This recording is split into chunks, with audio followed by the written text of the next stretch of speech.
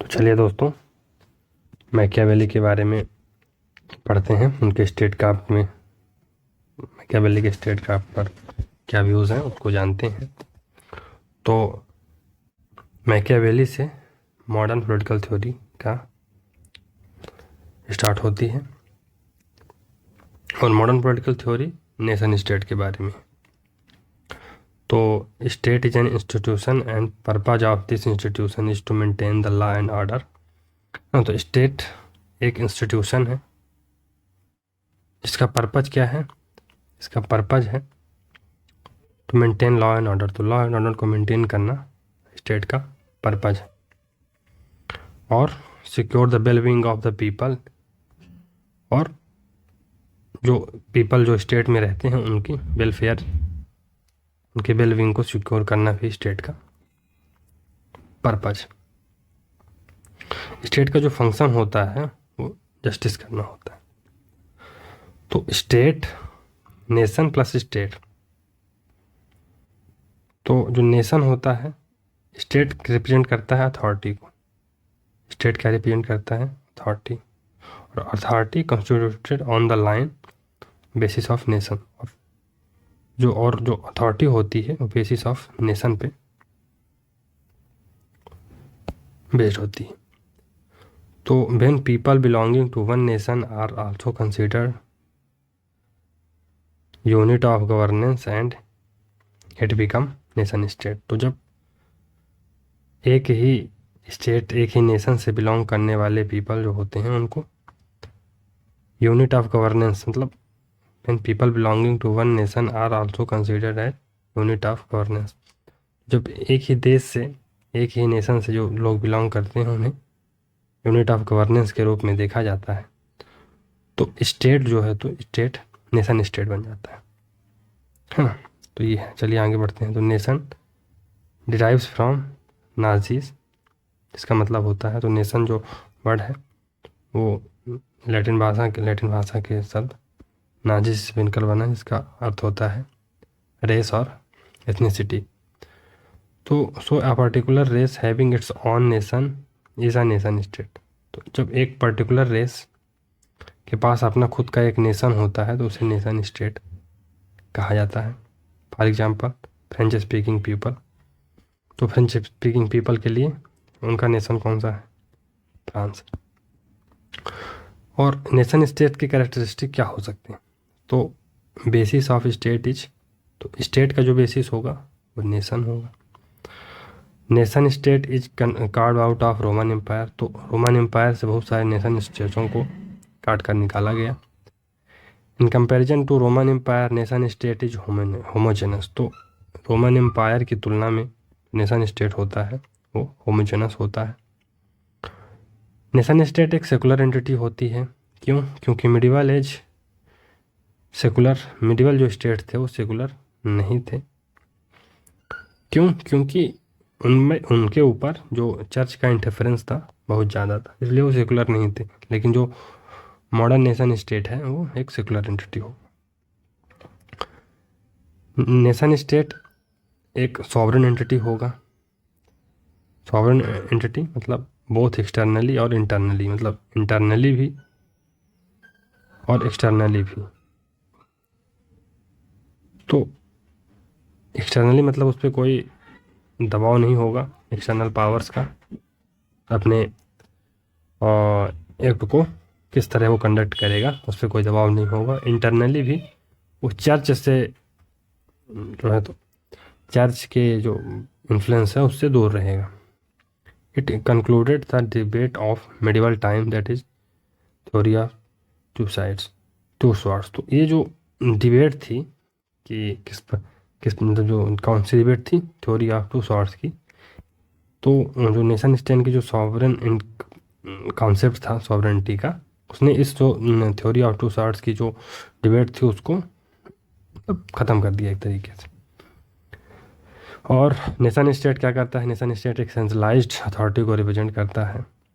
Nation state एक territorial entity है। Nation state capitalist class का इंस्टीट्यूशन है। तो नेशन स्टेट कैपिटलिस्ट क्लास का एक इंस्टीट्यूशन है। क्यों?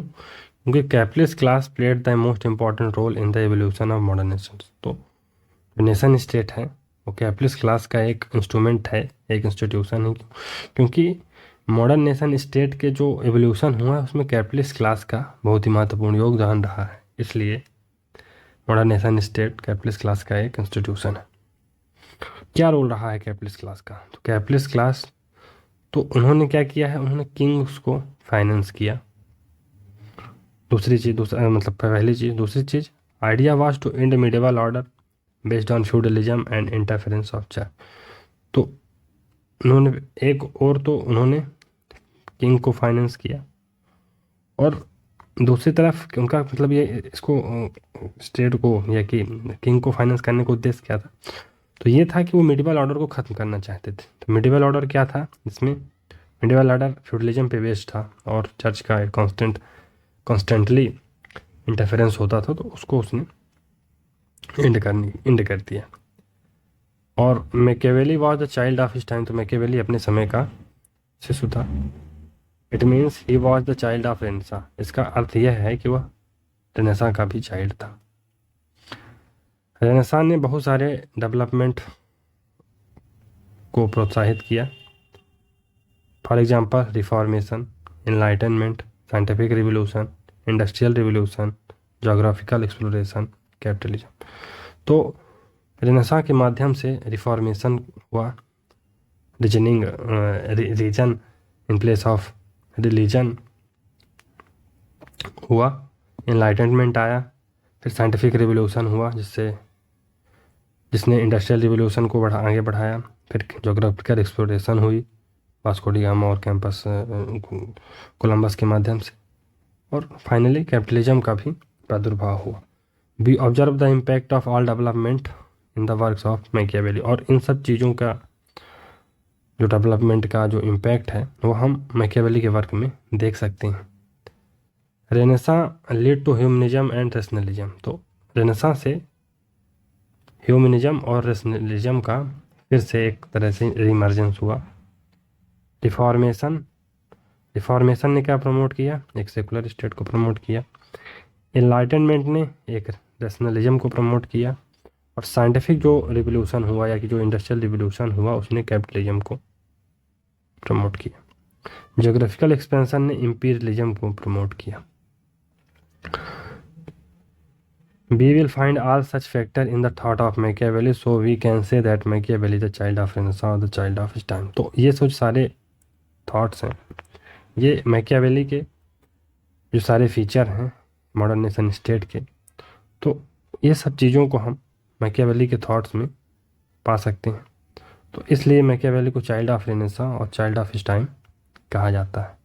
सिवाइन क्या कहते हैं? सिवाइन कहते हैं कि जो मैकियावेली के थॉट हैं वो नैरोली डेटेड हैं और नैरोली लोकेटेड है। इसका मतलब यह हुआ कि उसके जो थॉट्स हैं वो बहुत ज़्यादा नैरो हैं in terms of time and space, है ना। तो उनके जो मैकियावेली के जो थॉट्स हैं वो बहुत नैरो हैं in terms of times and space. मतलब कि मैकियावेली के जो थॉट्स हैं उन पे उनके जो बैकग्राउंड का बहुत ज़्यादा प्रभाव है, और अगर ये बैकग्राउंड ना होता जिस बैकग्राउंड में मैकियावेली पैदा हुए हैं तो हो सकता है मैकियावेली के जो विचार हैं वो ऐसे होते ही ना। ये उनका मानना था। तो मैकियावेली के जो थॉट्स थे किस तरह जो सिचुएशन प्रिवेलिंग जो सिचुएशन थी उस समय, है ना, इटली में, उससे प्रभावित हुए हैं। तो मैकियावेली इटली से बिलोंग करते हैं, और उस टाइम पे मिडिवल एज अपने अंतिम चरण पे था। और मैकियावेली फ्लोरेंस से बिलोंग करते हैं जो कि इटली की एक प्रिंसिपैलिटी थी। और मैकियावेली के टाइम में इटली 5 प्रिंसिपैलिटी में डिवाइड था।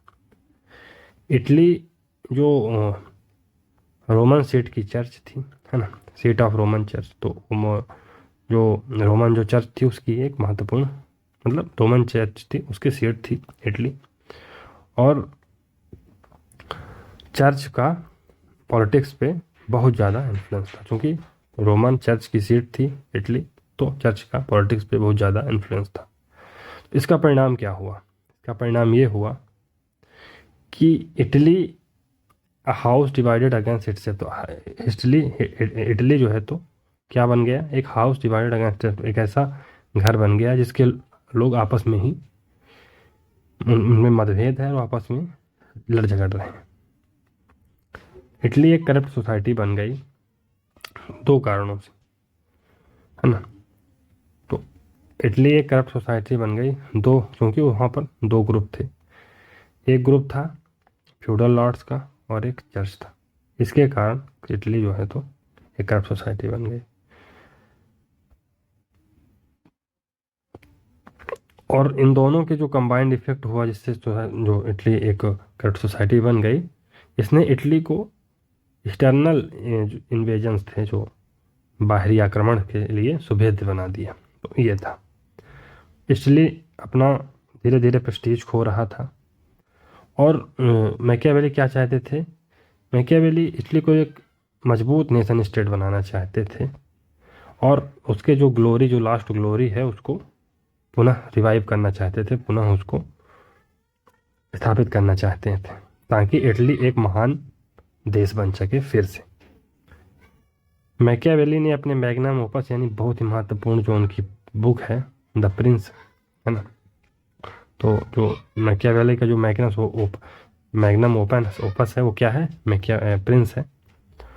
और प्रिंस स्टेट क्राफ्ट पर लिखी गई आज तक की सबसे महत्वपूर्ण बुक है।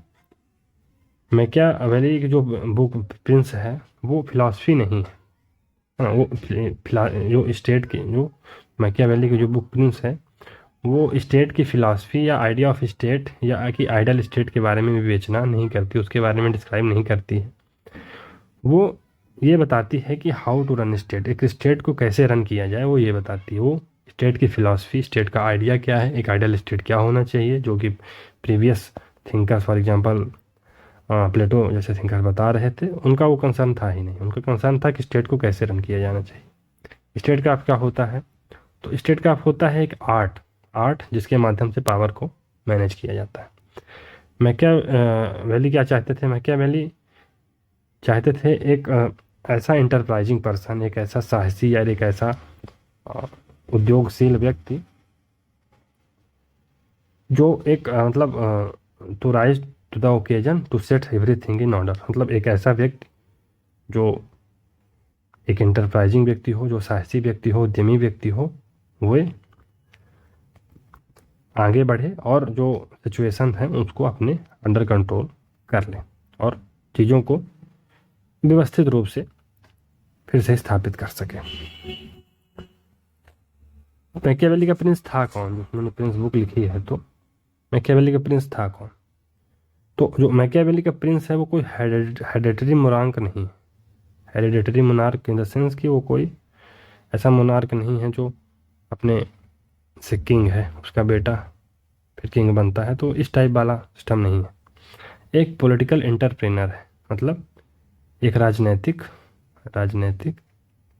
एंटरप्रेनर, मतलब एक उद्यमी है ना, एक राजनीतिक उद्यमी है। Machiavelli's description of prince is based on the life of Italian statesman Cesare Borgia. तो जो मैकियावेली ने जो प्रिंस की जो डिस्क्रिप्शन बताया है वो इटली के एक स्टेटमैन थे सीजर बोरिया, उनकी लाइफ पर बेस्ड है। तो जो मैकियावेली की जो प्रिंस है किसको डेडिकेटेड है, Leonardo of Medici family in Florence. तो मेडिसी फैमिली के एक प्रिंस हुआ करते थे लियोनार्डो, उनको ये डेडिकेटेड है, जो कि फ्रांस में रूल किया करते थे। और Machiavelli expect that prince should unite Italy and to make Italy great again, prince should be able to protect Italy from foreign invasion. तो मैकियावेली क्या चाहते थे कि प्रिंस इटली को फिर से यूनाइट करे और इटली को दोबारा ग्रेट बनाने के लिए प्रिंस को इटली को बाहरी आक्रमणों से सुरक्षित रखना पड़ेगा, उसको लॉ एंड ऑर्डर इस्टेब्लिश करना पड़ेगा और इटली को ग्लोरी के पाथ पे और ग्लोरी और डेवलपमेंट के पाथ पे फिर से ले जाएगा, ऐसा उनका मानना था। प्रिंस ऐसा करेगा मैकियावेली। ऐसा सोचते थे। तो सब्जेक्ट मैटर ऑफ प्रिंस, जो प्रिंस बुक है उसका सब्जेक्ट मैटर क्या है, तो जो बुक है वो स्टेट क्राफ्ट की बहुत ही बेस्ट बुक है। प्रिंस जो है तो कुछ सेट ऑफ एडवाइजेस देते हैं, मतलब प्रिंस जो है बुक है उसमें कुछ सेट ऑफ एडवाइजेस हैं, कुछ पॉलिटिकल जो जो वाक्य हैं राजनीतिक, उसमें कुछ सूक्तियाँ हैं जिसको एक है ना एक प्रिंस के द्वारा अडॉप्ट किए जानी चाहिए, फॉलो किए जानी चाहिए, ताकि वो स्टेट क्राफ्ट में सक्सेसफुल हो सके। Which if followed will make prince successful in statecraft, जो कि अगर फॉलो किए गए तो प्रिंस को स्टेट क्राफ्ट में बहुत ही आगे तक ले जाएंगे, है ना। तो मैकियावेली के आइडियाज़ की ग्रेविटी क्या है, इसको समझने की ज़रूरत है। तो मैकियावेली की जो एडवाइसेस हैं वो एक्सपेकुलेशन पे बेस्ड नहीं है। क्यों? But on the penetrating observation of real day to day world और वर्ड ऑफ पॉलिटिक्स। तो जो उनकी जो मैकियावेलिक जो एडवाइसेस हैं वो स्पेकुलेशन पे बेस्ड नहीं है, बल्कि जो रोज़मर्रा की जो ज़िंदगी होती है उसके जो और जो पॉलिटिक्स होता है, जो पॉलिटिक्स की दुनिया होती है उसके ऑब्जर्वेशन से, उनको गहनता से उसको ऑब्जर्व किया, उस पर बेस्ड है उनके आइडियाज़, ना कि मेयर स्पेकुलेशंस पे बेस्ड है, जैसे प्लेटो के आइडियाज़ हुआ करते थे। तो जो मैकियावेली हैं वो वर्ड ऑफ आइडियाज़ में नहीं जी रहे हैं प्लेटो की तरह। और मैकियावेली जो रियल वर्ल्ड पॉलिटिक्स होती है, रियल वर्ल्ड ऑफ पॉलिटिक्स होता है, उसका एक महत्वपूर्ण हिस्सा था। तो मैकियावेली ने ही सर्व वेरियस पॉलिटिकल ऑफिसर्स, उन्होंने बहुत सारे पॉलिटिकल ऑफिसर्स में सर्व किया है ना। उनके जो विशेष जो महारत थी और डिप्लोमेटिक ऑफिसर्स उन्होंने बहुत सारे रन किए हैं। तो उन्होंने यह देखा है कि कैसे हाउ क्रूल और brutal the real world of politics is. तो जो रियल वर्ल्ड ऑफ पॉलिटिक्स है कितनी क्रूल और ब्रूटल है, उन्होंने इस चीज़ को देखा है। कैसे? क्योंकि वो खुद एक डिप्लोमेटिक ऑफिसर रह चुके हैं, वेरियस ऑफिसर्स को सर्व कर चुके हैं, तो उन्होंने देखा है। Machiavelli realises politics is not ethics. वो यह रियलाइज करते हैं कि पॉलिटिक्स एथिक्स नहीं है। Since politics is not ethics, क्योंकि पॉलिटिक्स एथिक्स नहीं है, तो प्रिंस नीड्स टू लर्न। तो अब क्योंकि पॉलिटिक्स एथिक्स नहीं है तो प्रिंस को क्या लर्न करना चाहिए? Prince need to learn how to be bad rather than how to be good. Prince को यह लर्न करना चाहिए कि वह कैसे बुरा बन सकता है, रेदर देन वो कैसे अच्छा बन सकता है। अब क्योंकि मैकियावेली हैं वो वर्ड ऑफ आइडियाज़ में नहीं रह रहे हैं, वो रियलिटी में जी रहे हैं, रियलिटी में जी रहे हैं। तो मैकियावेली एक आइडियलिस्ट थिंकर नहीं है, वो एक रियलिस्ट थिंकर। तो रियलिस्ट थिंकर कौन होते हैं? जो who do not live in the world of idea, जो वर्ल्ड ऑफ आइडिया में नहीं रहते हैं बल्कि रियल लाइफ सिचुएशन में रहते हैं, जो वाट इज पे विश्वास करते हैं, ना कि वाट शुड बी या कि वाट आर्ट टू बी। मतलब प्लेटो से इसकी सब तुलना की जा रही है। प्लेटो आइडियलिस्ट थे, वर्ल्ड ऑफ आइडियाज में रहते थे, तो ये है। और वर्ल्ड पॉलिटिक्स की जो वर्ल्ड ऑफ पॉलिटिक्स है, जो पॉलिटिक्स की दुनिया है, उसका रियलिटी क्या है, उसकी सच्चाई क्या है? सच्चाई है कि पॉलिटिक्स एथिक्स नहीं है, पहली चीज़। दूसरी चीज़, politics is a game of power, और पॉलिटिक्स जो है तो पावर गेम है। तो पॉलिटिक्स एथिक्स नहीं है और पॉलिटिक्स पावर गेम है। रिलीजन को कैसे डिफाइन किया जा सकता है? तो जो ऐसे व्यक्ति जो पॉलिटिक्स को एज अ पावर और स्ट्रगल ऑफ पावर कहते हैं, सोचते हैं, पावर स्ट्रगल मानते हैं, उनको रियलिस्ट कहा जाता है। पॉलिटिक्स एज पावर और स्ट्रगल फॉर पावर, उनको रियलिस्ट कहा जाता है। मैकियावेली की मेथोडोलॉजी क्या है? तो मैकियावेली ने जो है तो अपनी on the basis on what basis Machiavelli propounds his maxim, तो किस आधार पे मैकियावेली अपनी जो मैक्सिम है, अपनी जो सूक्तियाँ हैं, रूल्स हैं, वो किस आधार पर बताते हैं? तो उनके मेथड है दो, एक एम्पिरिकल है, दूसरा हिस्टोरिकल है। तो एम्पिरिकल हिस्टोरिकल से क्या मतलब है? तो पॉलिटिकल साइंस में 3 मेथड हो सकते हैं। फिलोसॉफिकल मेथड हो सकता है जो कि प्लेटो और अरिस्टोटल के द्वारा अपनाया गया था, मतलब telling the theory on the basis of idea by application of reason. तो इसमें फिलोसॉफिकल मेथड में क्या होता है, ये थ्योरीज बताई जाती हैं किसके आधार पर? आइडिया के आधार पर।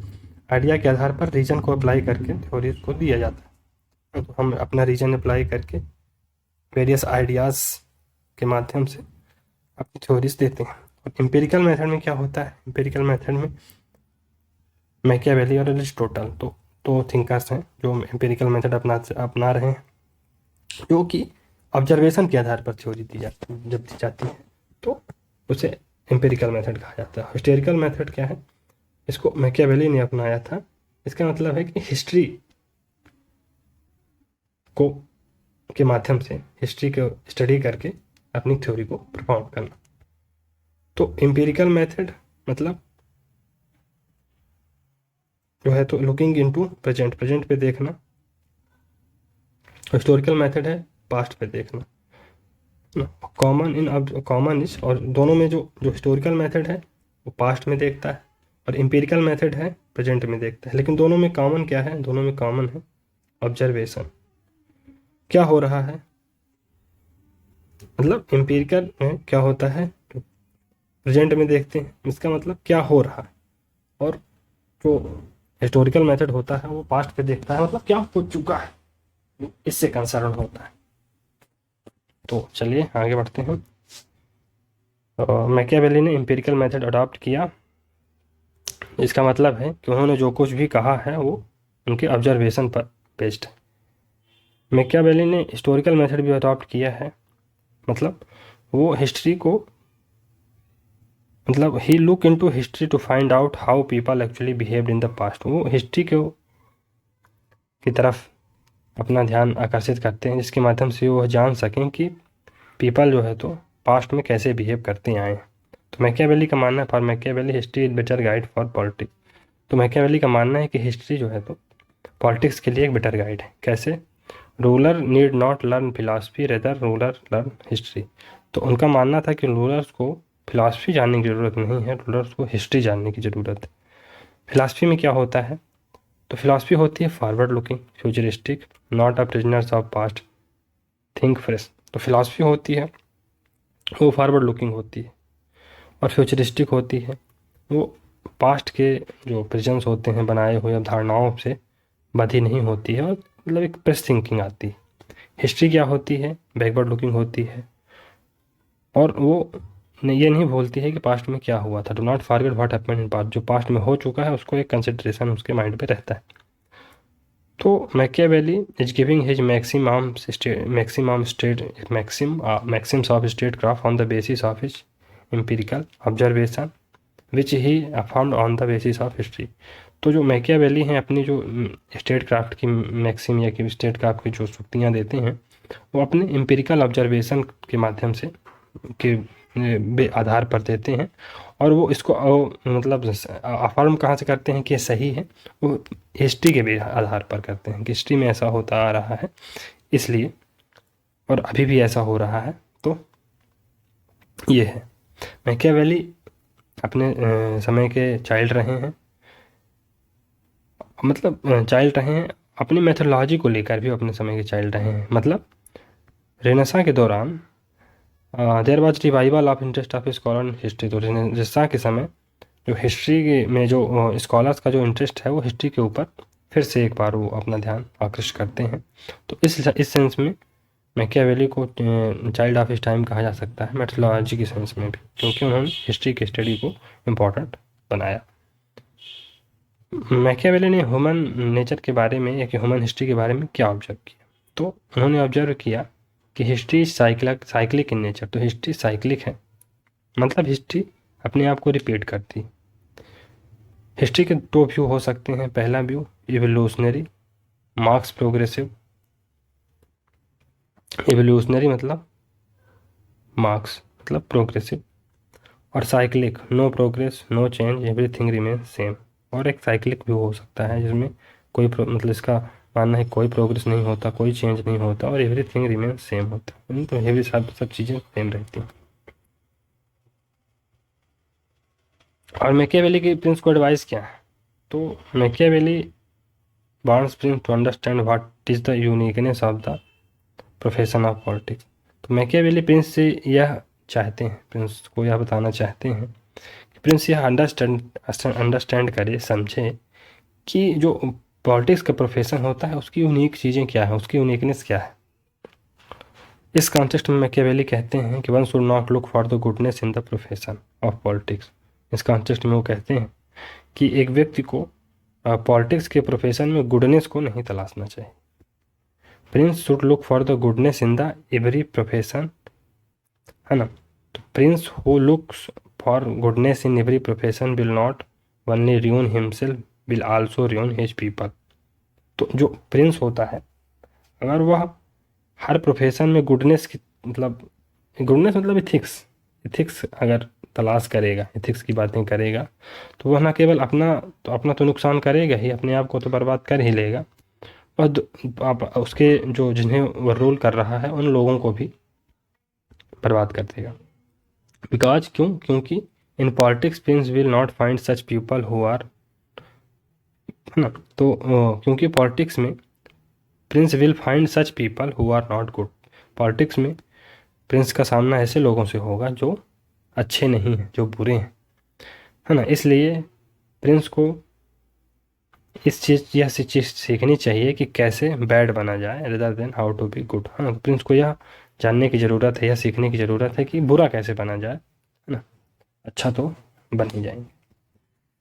Machiavelli bonds that prince should B acquainted with the reality of his field of और हिज प्रोफेशन। तो प्रिंस से जो मैकियावेली चाहते थे कि प्रिंस को अपने जो प्रोफेशन है उसके, हिज फील्ड और अपने प्रोफेशन की जो रियलिटीज़ हैं उससे उनको परिचित होना चाहिए। और प्रिंस को should not look for finding goodness in every profession. और जो प्रिंस है उसको हर प्रोफेशन में गुडनेस की तलाश नहीं करनी चाहिए। पॉलिटिक्स प्रोफेशन ऑफ गुडनेस नहीं है, जो पॉलिटिक्स है वो गुडनेस का प्रोफेशन नहीं है।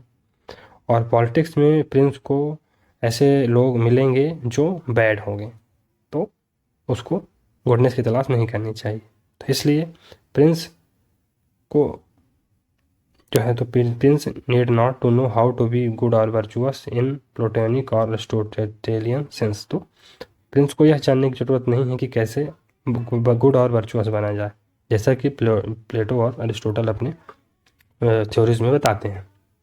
Prince rather needs to know how to be bad. तो प्रिंस को क्या जानना चाहिए कि बुरा कैसे बना जाए। Politics is not profession of goodness. Politics profession of goodness नहीं है, पॉलिटिक्स एथिक्स भी नहीं है। If politics will try to see if prince will try to see goodness in politics, he will not only harm himself, he will also harm his people. और अगर Prince politics में goodness की तलाश करता है, गुडनेस को देखता है, तो वो केवल वह ना केवल अपना नुकसान करेगा बल्कि दूसरे लोगों का भी नुकसान कर लेगा। एग्जाम्पल, अगर हम पंडित नेहरू की पॉलिसी देखते हैं चाइना के खिलाफ, और उनका जो है ना, अगर हम पंडित नेहरू की जो पॉलिसी है चाइना के प्रति, और उनका जो डिसीजन था कश्मीर इश्यू को यूएन सिक्योरिटी काउंसिल के, है ना, यूएन सिक्योरिटी काउंसिल के पास ले जाने का, है ना, और उनका जो है तो इसमें जो नेहरू ने क्या किया था, नेहरू की जो 3 चीज़ें थी, उन्होंने क्या, फर्स्ट ऑफ ऑल क्या किया था, चाइना की उनकी जो पॉलिसी थी वो, फिर कश्मीर का इशू जो उन्होंने उठाया था उसको यूएन के पास ले गए थे वो, और इसमें जो एक और, that permanent member of UN security council will not do justice, he is bound to get disappointed. तो इसमें क्या था, if we look at the Pandit Nehru policy toward China, और if we look at a decision to take Kashmir dispute for the consideration of UN security council, assuming that the permanent member of UN security council will do justice, he is bound to get disappointed. तो उनका क्या मानना था कि अगर हम Kashmir issue को United nation पे ले जाएंगे तो यूनाइटेड नेशन की जो सिक्योरिटी काउंसिल है वो हमारे साथ जस्टिस करेगी, तो वो उनको डिसअपॉइंटेड होना ही है। क्योंकि जो है तो पॉलिटिक्स में पीपल जो है तो बैड होते हैं, है ना। प्रिंस का सामना ऐसे लोगों से होगा जो बैड होंगे, ना कि ऐसे लोगों से जो अच्छे हों।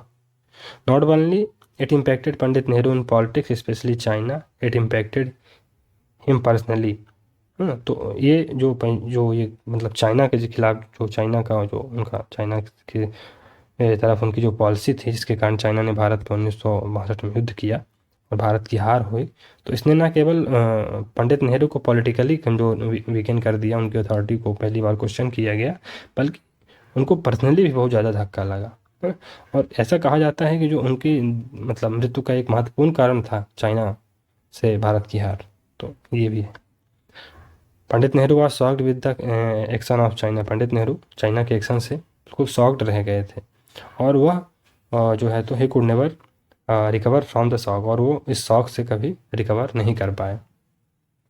इसलिए such decision not only impacted Pandit Nehru, it brought loss to people. और ऐसा जो डिसीजन था चाइना टुवार्ड्स पॉलिसी को, तो वो उस डिसीजन ने न केवल पंडित नेहरू को हिमसेल्फ लॉस, मतलब उनको लॉस पहुंचाया, बल्कि पीपल को भी लॉस पहुंचाया, क्योंकि हमने अक्साई चीन का एक बहुत बड़ा एरिया मतलब हार गए हम लोग, ह्यूमिलिएशन हुआ, तो ये सब चीज़ें हुई, तो पीपल भी और पंडित नेहरू भी मृत्यु को प्राप्त हो गए। तो दो चीज़ों का नुकसान हो। यही ये कहा जा रहा है कि अगर प्रिंस हर प्रोफेशन में गुडनेस देखता है तो वो मतलब बाउंड टू फेल। तो इसमें फिर आगे देखते हैं क्या कहता है, आगे क्या कहा जा रहा है कि इंडिया वॉज नॉट प्रिपेयर्ड और एंटिसिपेटेड अग्रेशन फ्रॉम चाइना। तो इंडिया ने चाइना से जो वार चाइना ने भारत के खिलाफ किया था, तो उसके ना तो वो प्रिपेयर्ड था, और चाइना से भारत ने इस तरह के एग्रेशन को एंटिसिपेट भी नहीं किया था। इसलिए भारतीय सेना का बहुत भारी नुकसान हुआ, और जो है 1962 का जो वार था वो एक बहुत बड़ा नेशनल ह्यूमिलिएशन के रूप में उभर कर आया भारत के इंडिपेंडेंट हिस्ट्री में। अभी तक के जो भारत की इंडिपेंडेंट हिस्ट्री रही है उसमें 1962 का जो वार है एक बहुत बड़ा ह्यूमिलिएशन है, नेशनल ह्यूमिलिएशन है, बहुत बड़ा। तो दिस से that Machiavelli advice are relevant in the all ages and all places. तो इसलिए यह कहा जा सकता है कि जो मैकियावेली की जो एडवाइजेज हैं वो हर एज में और हर जगह पर रिलेवेंट है। तो ये जो मतलब जो घटना है, इसके माध्यम से हम सेवाइन के जो स्टेटमेंट है, उन्होंने क्या कहा था कि Machiavelli is narrowly dated and narrowly located. तो ये हम इसको निगेट कर सकते हैं। अब मैकियावेली के जो एडवाइस है ह्यूमन नेचर पे, उसको देख लेते हैं। तो since prince is entering into the field of politics, in politics he has to interact with human beings. क्योंकि प्रिंस को पॉलिटिक्स में उतरना है, तो पॉलिटिक्स में क्या होगा, उसको बहुत सारे लोगों से इंटरेक्शन करना पड़ेगा। Hence Prince should have an understanding of human nature. इसलिए प्रिंस को ह्यूमन नेचर के अंडरस्टैंडिंग होनी चाहिए।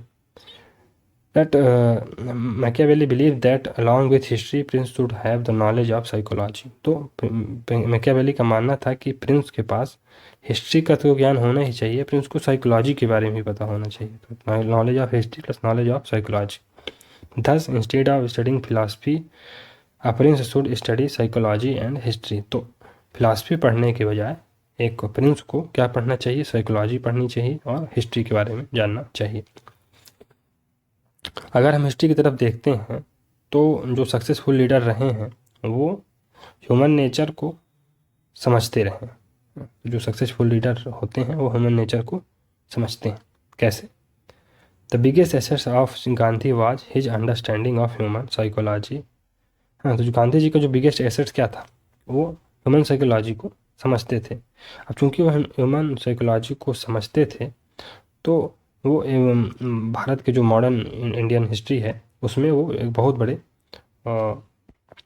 पॉलिटिशियन उभर कर आए। क्यों? क्योंकि उनको पता था कि जो जनता है वो लंबे समय तक प्रोटेस्ट नहीं कर सकती है।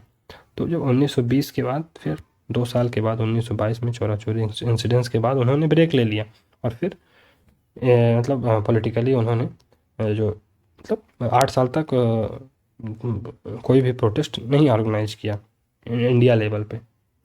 तो जनता को फिर से तैयार होने का मौका मिल गया। फिर 1930 के बाद कुछ समय प्रोटेस्ट चला, फिर ख़त्म हो गया। तो मतलब उनकी जो पॉलिसी है उसको स्ट्रगल, ट्रूथ स्ट्रगल के नाम से भी जाना जाता है ना। तो इसीलिए वो एक महान पॉलिटिशियन बन के मॉडर्न इंडिया के उभरे। मैकियावेली का क्या कहना है? Man is by nature selfish, ungrateful, fickle minded, coward and avaricious. तो मैकियावेली का मानना था कि जो मैन होता है, जो आदमी होता है, वो नेचर से ही सेल्फिश होता है, अनग्रेटफुल होता है, फिकल माइंडेड होता है ना, वो दुस्साहसी होता है, उसके अंदर साहस नहीं होता, मतलब डरपोक होता है, और एवरेसियस होता है, मतलब ग्रेडी होता है, बहुत ज़्यादा ग्रेड उसके अंदर होती है। तो अब चलिए Machiavelli description of human nature को थोड़ा सा जानते हैं। तो मैकियावेली इनका जो डिस्क्रिप्शन ऑफ ह्यूमन नेचर है वो उनके एम्पिरिकल ऑब्जर्वेशन पर बेस्ड है, साथ ही साथ उनकी जो हिस्ट्री की अंडरस्टैंडिंग है उस पर भी बेस्ड है। तो जो मैकियावेली के जो डिस्क्रिप्शन ऑफ ह्यूमन नेचर है वो empirical observation plus understanding of history दोनों पर बेस्ड है। और इसका इम्प्लीकेशन क्या होता है? Implication of the feature of human nature and how Prince should strategise himself. तो जो ह्यूमन नेचर का जो फीचर्स है उसका इम्प्लीकेशन क्या होता है, और प्रिंस को इस इम्प्लीकेशन से निपटने के लिए कैसे अपने आप को स्ट्रेटजाइज करना चाहिए। क्योंकि man is selfish by nature, man nature से ही स्वार्थी है, मतलब जो एक व्यक्ति होता है, आदमी होता है, वो अपने इंटरेस्ट को ज़्यादा प्रायोरिटी देता है ना, क्योंकि सेल्फिश है इसलिए अपने इंटरेस्ट को ज़्यादा प्रायोरिटी देगा, प्रिंस के इंटरेस्ट को कम प्रायोरिटी देगा। अब क्योंकि मैन सेल्फिश है इसलिए because man is selfish man is ungrateful. क्योंकि मैन सेल्फिश है इसलिए वो अनग्रेटफुल भी है, मतलब man will forget the favour done by Prince. तो मैन अनग्रेटफुल है, मतलब जो प्रिंस द्वारा जो फेवर किए जाएंगे एक व्यक्ति के लिए वो उनको भूल जाएगा। And it is for this reason man is fickle minded, he easily changes his sides. और इसी कारण वह फिकल माइंडेड है, मतलब उसकी जो साइड्स चेंज होती रहती है इसलिए। तो prince can not take support of any one for granted. तो जो प्रिंस है किसी के सपोर्ट को फॉर ग्रांटेड नहीं ले सकता है। ह्यूमन नेचर एज पर मैकियावेली, तो मैकियावेली के हिसाब से ह्यूमन नेचर क्या है? तो सेल्फिश है, मैन हमेशा अपने इंटरेस्ट को प्रायोरिटी देता है प्रिंस के इंटरेस्ट के बनिस्बत, उसके लिए अपना इंटरेस्ट ज़्यादा महत्वपूर्ण होता है, प्रिंस का इंटरेस्ट तो कोई मतलब नहीं उसको। अनग्रेटफुल होता है, मतलब जो प्रिंस द्वारा जो उसको फेवर दिए गए हैं वो उसको भूल जाएगा। फिकल माइंडेड है, मतलब अपनी साइड को चेंज करता रहेगा, इसलिए प्रिंस को किसी के ऊपर रिलाई नहीं करना चाहिए। तो Prince should not trust people, understand the moment. इसलिए प्रिंस को पीपल के ऊपर ट्रस्ट नहीं करना चाहिए, समय की नज़ाकत को समझना चाहिए। मैन इज एवरेसियस, मतलब एक्सट्रीमली ग्रीडी। मैन एवरेसियस है, मतलब बहुत ज़्यादा ग्रीडी है man is greedy by nature. तो मैन नेचर से ही ग्रीडी है, इसलिए मैन पजेसिव है बाई नेचर। और इसलिए चूँकि मैन ग्रीडी है इसलिए पजेसिव है, मतलब मैन प्रॉपर्टी को पजेस करना चाहता है, प्रॉपर्टी को, ऐसी चीज़ें जो उनको हैप्पीनेस देती हैं उन चीज़ों को पजेस करना चाहता है। Man is avaricious by nature, it is natural for man to be greedy. तो मैन के लिए यह नेचुरल है कि वह ग्रेडी हो। Means it is not fault of man, यह इंसान का कोई दोष नहीं है इसमें। अगर वह ग्रेडी है तो इसमें इंसान का कोई दोष नहीं है। यह नेचुरल है, it is natural that man has desire huge lust for property. और यह नेचुरल मतलब चीज़ें हैं कि अगर एक व्यक्ति के पास डिजायर्स हैं और उसके पास प्रॉपर्टी को लेकर बहुत सारी एस्पिरेशंस, और लस्ट फॉर प्रॉपर्टी मतलब प्रॉपर्टी की चाह व्यक्ति में इतनी ज़्यादा होती है कि man can easily forget the loss of his father than the loss of his patrimony. मतलब इतना ज़्यादा मतलब प्रॉपर्टी का लस्ट होता है एक व्यक्ति के अंदर कि वो अपने पिता की जो मृत्यु है, फादर की जो मृत्यु है, उसको भूल सकता है। लेकिन अगर आपने उसकी पैट्रीमोनी, उसके जो पिता के द्वारा कमाई हुई संपत्ति या जो कि उसकी संपत्ति है उसको आप अगर मतलब ले लेते हैं तो उसको कभी नहीं भूल पाएगा। लेकिन अगर मतलब तो अपने पिता की मृत्यु तो भूल सकता है, लेकिन प्रॉपर्टी अगर आपने उसकी छीन ली तो उसको कभी नहीं भूल पाएगा। मतलब property is more dearer to man than even his father. तो मैन के लिए उसकी प्रॉपर्टी ज़्यादा महत्वपूर्ण है, उसके पिता से भी ज़्यादा महत्वपूर्ण है ना। तो इसलिए एक जो बुद्धिमान प्रिंस होगा वो क्या करेगा, सीधे सीधे जो किसी व्यक्ति को अगर मान लो दो ऑप्शन है कि उसको मार दिया जाए, है ना, एग्जीक्यूट कर दिया जाए, या उसकी प्रॉपर्टी को कन्फिस्केट कर दिया जाए, उसकी प्रॉपर्टी जब्त कर ली जाए। जो एक होशियार, जो वाइज, जो बुद्धिमान प्रिंस होगा वो क्या करेगा कि उसे सीधे मार ही देगा, ना कि उसकी प्रॉपर्टी को कॉन्फिस्केट करेगा, जब्त करेगा। मतलब prince has to punish someone, if prince has to punish someone it is better to kill him rather impose fine और टेक अवे हिज प्रॉपर्टी। तो अगर प्रिंस को किसी व्यक्ति को सज़ा देनी है, जो इसके लिए यही अच्छा है कि वो उसको मार दे, ना कि उससे फाइन इम्पोज, मतलब उसके फाइन इम्पोज करे उसके ऊपर, या कि उसकी प्रॉपर्टी को हर ले, तो उसकी प्रॉपर्टी छीन ले। तो मार दो उसको ज़्यादा, मतलब अगर किसी को सज़ा देना है तो मार दो उसको, उसकी प्रॉपर्टी को मत छीनो। मैकियावेली क्या कहते हैं कि ये जो कॉमन मैन होता है वो कोवर्ड होता है, मतलब डरपोक होता है नेचर से, और ये प्रिंस के लिए एक एडवांटेज हो सकता है। कैसे?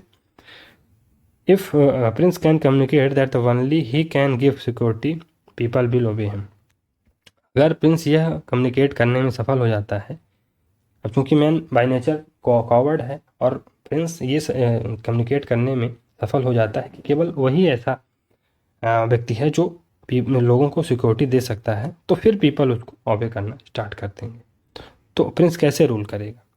तो prince ability to manipulate the element of fear and insecurity in man. तो मैं प्रिंस कैसे रूल करेगा? अपनी एबिलिटी, कौन सी एबिलिटी? जो आदमी के जो फियर है उसको मैनिपुलेट कर दे, और उसके, है ना, जो उसके अंदर फियर और इनसिक्योरिटी है, फियर और इनसिक्योरिटी है, अगर मैं उसको अपने मतलब हिसाब से मैनिपुलेट करने में अगर किंग सफल रहा, तो इसमें प्रिंस रूल कैसे करता है? How do prince rule? Prince ability to manipulate the element of fear and insecurity in man. तो अगर प्रिंस जो है तो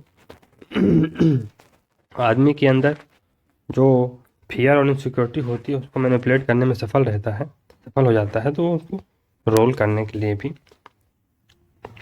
सफल रहता है। तो मैकियावेली क्या कहते हैं? Man is selfish by nature, ungrateful, coward है।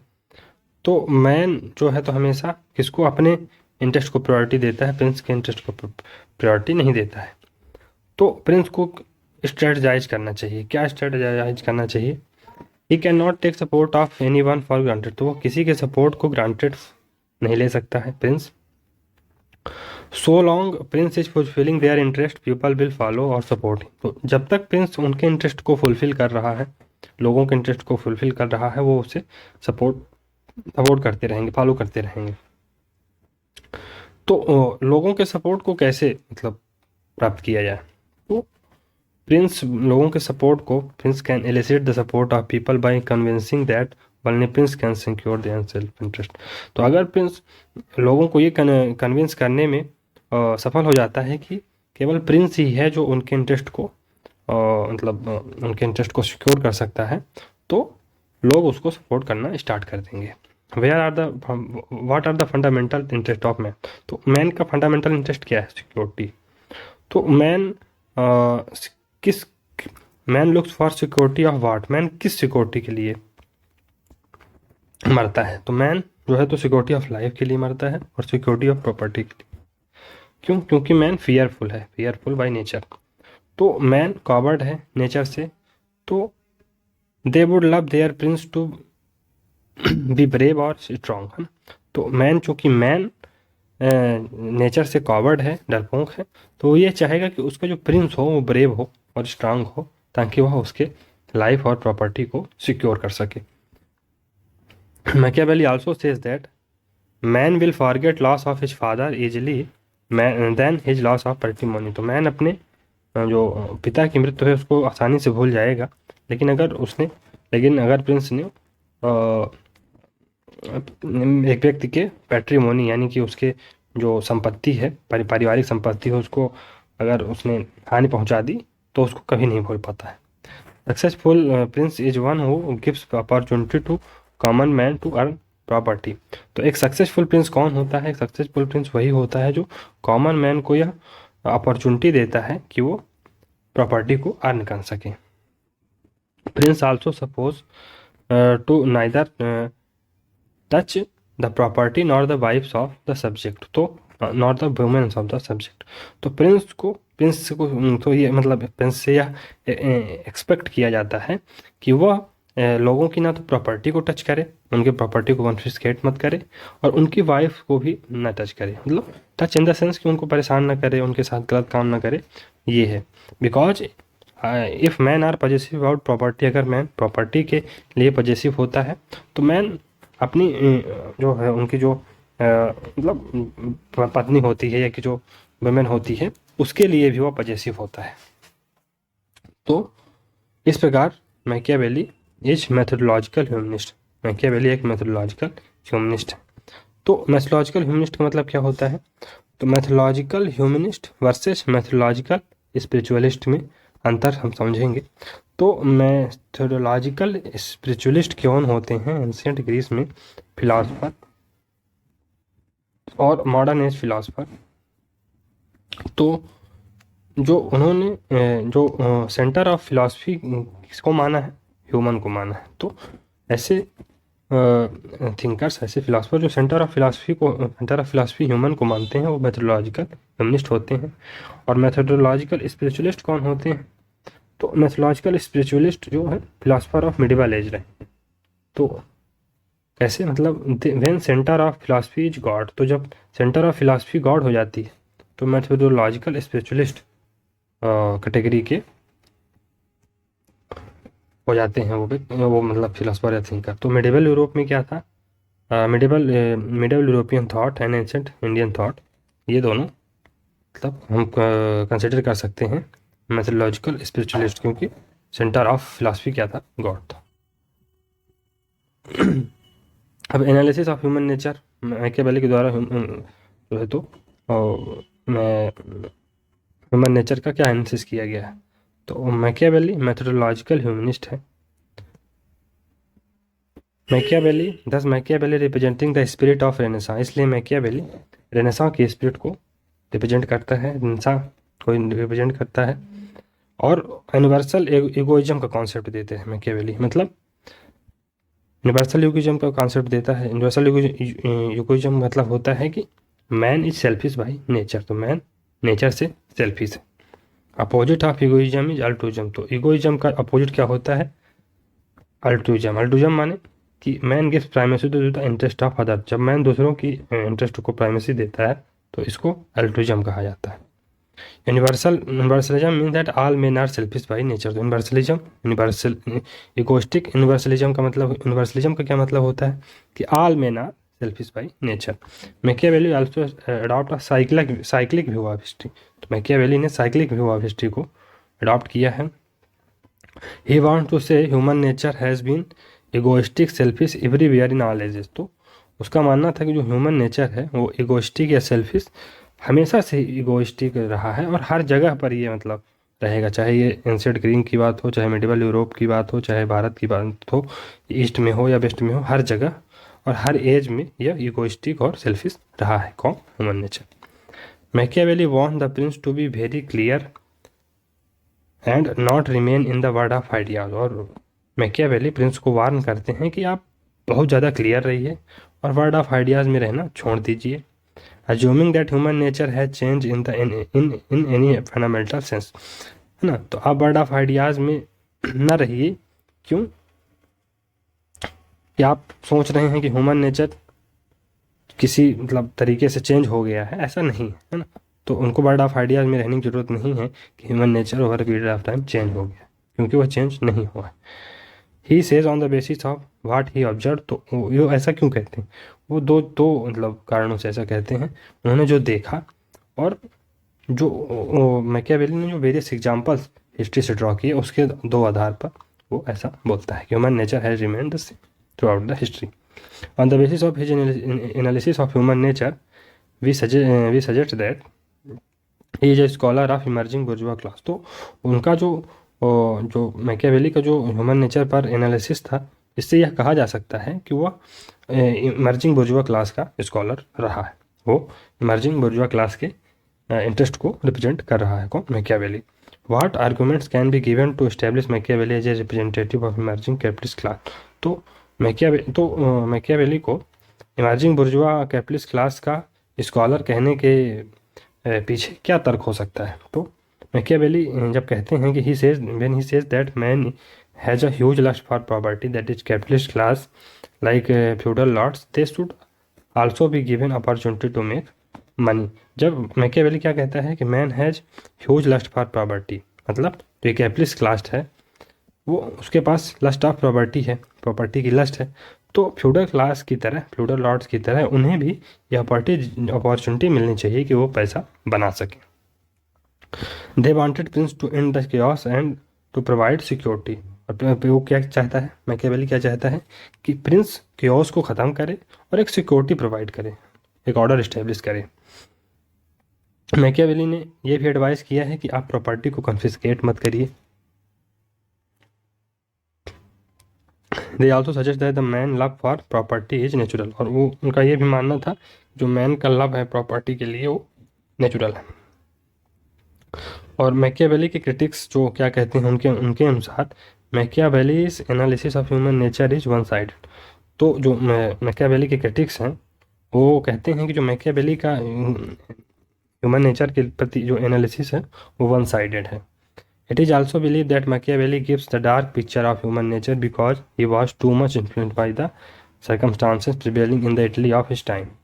तो ऐसा माना जाता है कि मैकियावेली ह्यूमन नेचर के डार्क साइड को, डार्क पिक्चर को मतलब बताता है, रिप्रेजेंट करता है। क्यों? क्योंकि वह जो सर्कमस्टांसेस थी इटली में उस समय जो प्रिवेल कर रही थी उससे बहुत ज़्यादा प्रभावित है, इन्फ्लुएंस्ड है, तो इसलिए वो ह्यूमन नेचर के डार्क साइड को बताता है।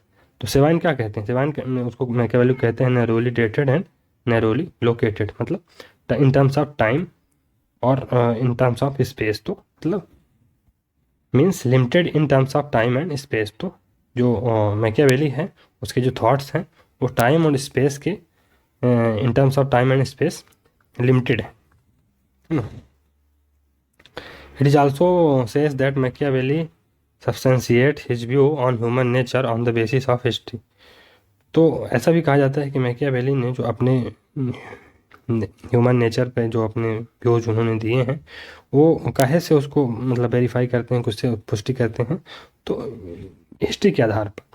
तो however Machiavelli's understanding of history is biased selective, means his understanding of history is based on a priori assumption and he looked into the only those example in the history which served his political purposes।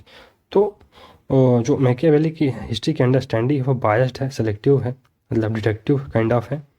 मतलब इसका मतलब क्या हुआ कि जो उनकी जो history की अंडरस्टैंडिंग है मैकियावेली की वो मतलब कुछ पहले से बनाए गए अवधारणाओं पर बेस्ड है ना, जो कि he looked into the only, है ना, और उसने मैकियावेली ने केवल उन्हीं एग्जाम्पलों को अपने मतलब उसमें वर्क में शामिल किया है, या उन्हीं एग्जाम्पलों को मतलब एग्जाम्पलों को दिया है जो कि उसके पॉलिटिकल पर्पज़ को अच्छी तरीके से सर्व कर रहे हैं। अच्छा, ये मैकियावेली चाहता क्या था? What Machiavelli wants, he wants Prince should either possess certain qualities और शुड डेवलप सर्टेन क्वालिटीज़। तो वह चाहता था कि प्रिंस या तो कुछ क्वालिटियों को पहले से इनहेरिट कर ले, उसके पास हों, या उन क्वालिटियों को over a period of time develop करे। मैकियावेली क्या चाहता था? Machiavelli want that prince need to possess certain virtues qualities, है ना, प्रिंस कुछ वर्चूज, कुछ क्वालिटीज़ को पजेस करे, वर्चू, तो वर्चू को डेवलप करे। तो discuss the Machiavelli's view on virtue.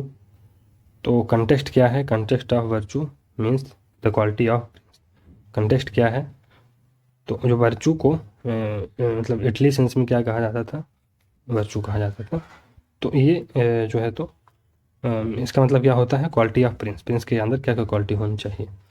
तो virtue of king given by Plato. तो प्लेटो के अनुसार किंग की क्या वर्चू होती है, क्या क्या वर्चू होती है प्लेटो के अनुसार किंग की क्या क्या वर्चूज होती हैं? तो प्रिंस को मैन ऑफ नॉलेज होना चाहिए और सिंबल ऑफ सेक्रीफाइस होना चाहिए, है ना। जो फिलासफर किंग का कॉन्सेप्ट देता है प्लेटो, क्या कहता है कि those who are knowledgeable should only be made king. और सिंबल ऑफ सेक्रीफाइस, क्यों सिंबल ऑफ सेक्रीफाइस?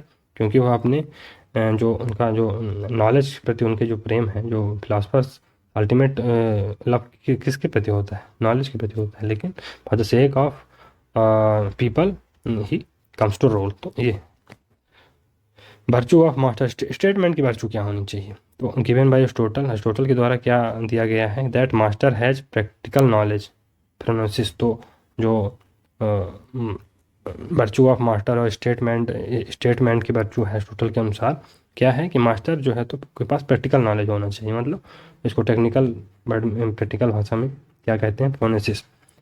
तो similarly Machiavelli talks about virtue as the necessary quality of prince. इसी प्रकार मैकियावेली भी वर्चू को किंग प्रिंस की बहुत ही महत्वपूर्ण क्वालिटीज मानता है।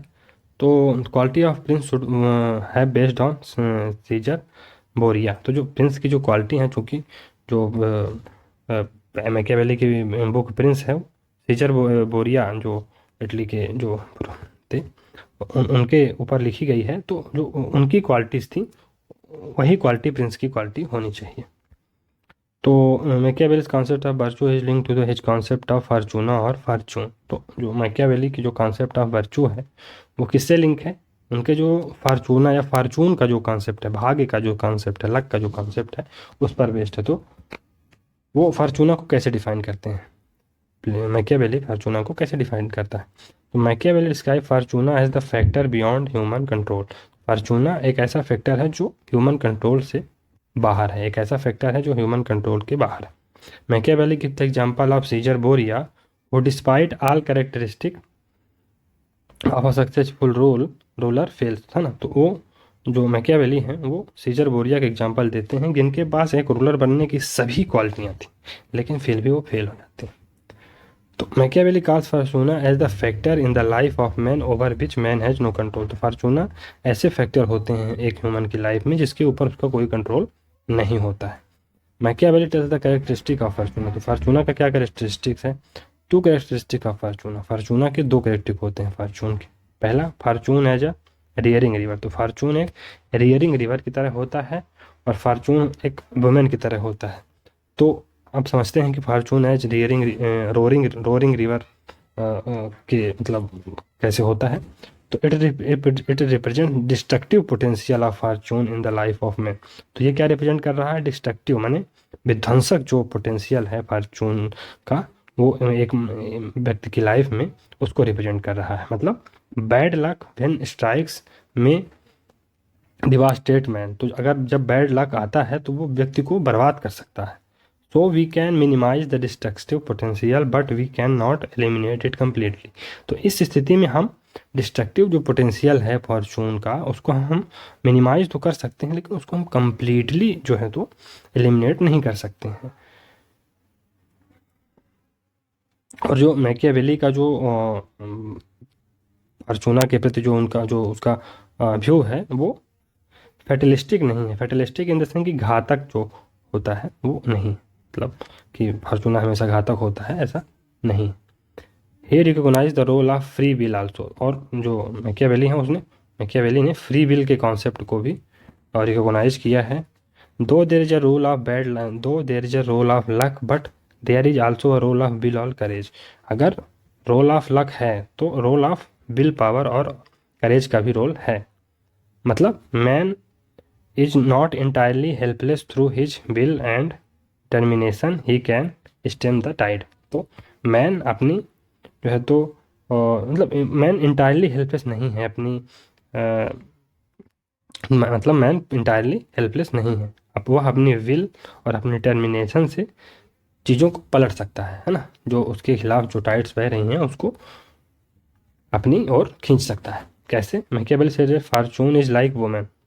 फॉर्चून वुमेन की तरह होती है। कैसे, Machiavelli says that like women prefer to live under control of strong man. जैसे वुमेन एक स्ट्रॉन्ग पुरुष के अधीन रहना पसंद करती हैं, similarly fortune also embrace brave man. तो एक जो जिस प्रकार वुमेन एक स्ट्रॉन्ग मैन को एम्ब्रेस करती हैं, उसी प्रकार फॉर्चून किसको एम्ब्रेस करता है, ब्रेव मैन को। ऐसा कहा जाता है फॉर्चून फेवर्स द ब्रेव, है ना। It tells that if prince will face bad times will with courage and determination he can turn even bad thing in his favour. तो अगर एक प्रिंस है ना, अपने बुरे व्यक्ति को करेज और डिटर्मिनेशन के साथ फेस करता है, तो वो अपनी जो गलत चीज़ें हैं उनको अपने फेवर में ला सकता है ना।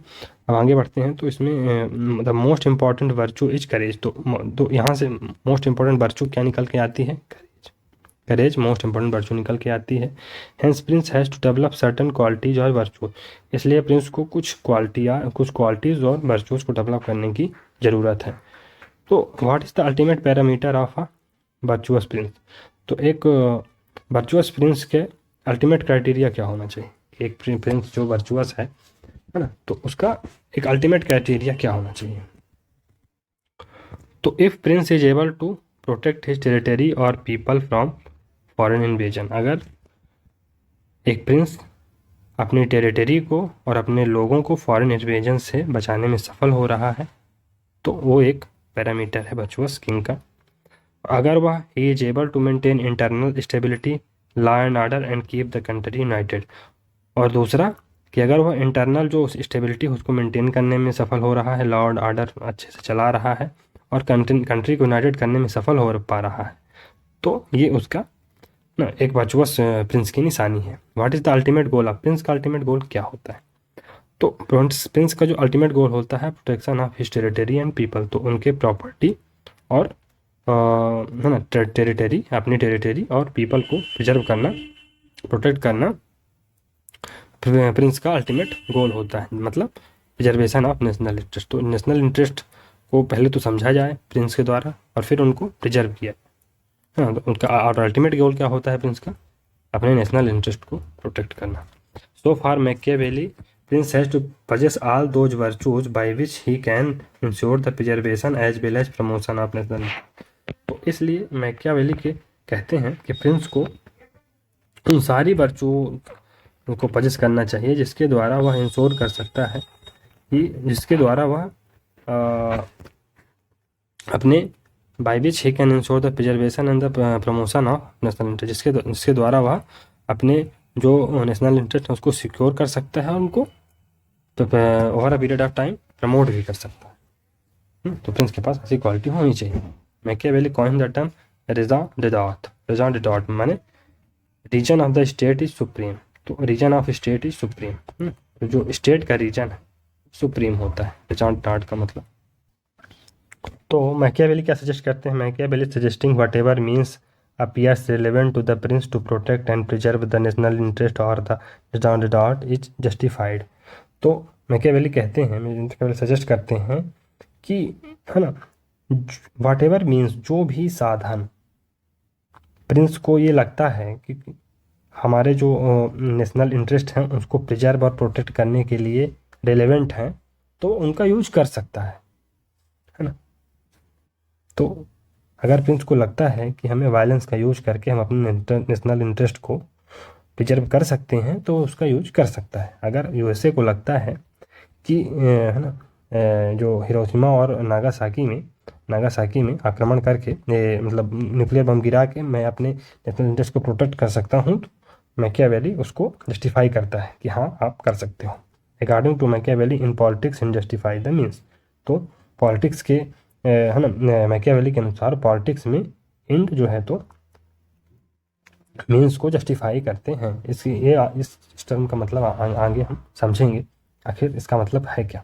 Explain Machiavelli's view that the politics in justify the means और discuss Machiavelli's concept of dual morality and what is the link between virtue and morality. तो इसमें मैकियावेली का जो व्यू है इन जस्टिफाई द मीन्स को हमको देखना है, डुअल मोरालिटी को देखना है और वर्चुअस जो वर्चू और मोरालिटी है उसमें क्या लिंकेज है ये भी देखना है। तो दोस्तों आज के लिए इतना ही। ये क्वेश्चन हम आगे आने वाले और जो सीरीज़ है उस पर कंटिन्यू करेंगे। तो मिलते हैं अगले लेक्चर में, तब तक के लिए thank you very much for discussion.